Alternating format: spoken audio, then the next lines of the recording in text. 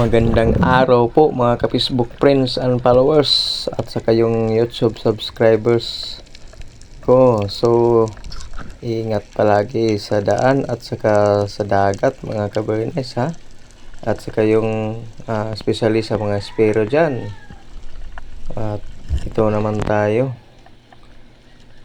Dito po ako nag-sit ng ambush kasi daming mga bitfish o maliliit na mga isda. Nag-reef hunt muna ako kasi sa blue wala akong nakitang pelagic. So ayun, may isang talakitok.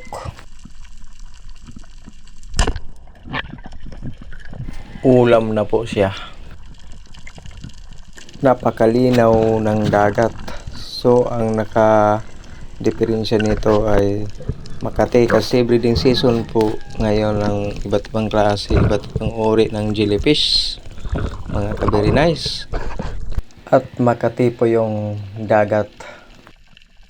Ayun, may nakita po akong isang peacock grouper nasa kalahating kilo pero di tirahan kasi pumasok siya sa loob ng butas.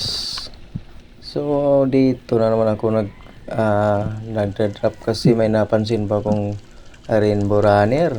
At ayun,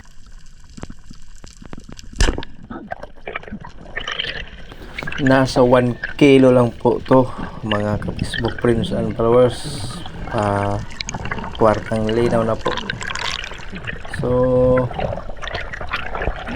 mga maliliit lang, walang mga mamaw ang dumaan sa area na to. Inuulit ko po yung kapwa espero natin dyan, especially sa mga night divers. Ingat palagi sa pagsisid. Don't push your limit. So hayaan muna natin yung isda pag di na kaya. So ito na naman tayo, nagdadrop po. Nasa 12 meters lang po itong ambush area ko. So ayun, may bato po ako nakita sa mababa pero dito lang muna tayo mag-sit ng ambush.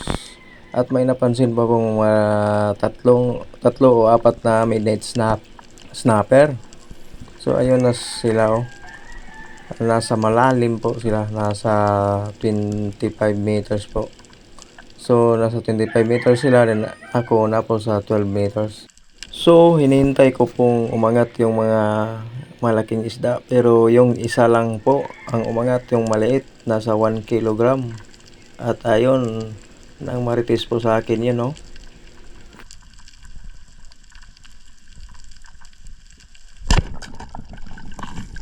At ayun, sa pool. So tatlo na ang huli natin, nasa 2.5 kilograms ang yung tatlo mga ka-very nice.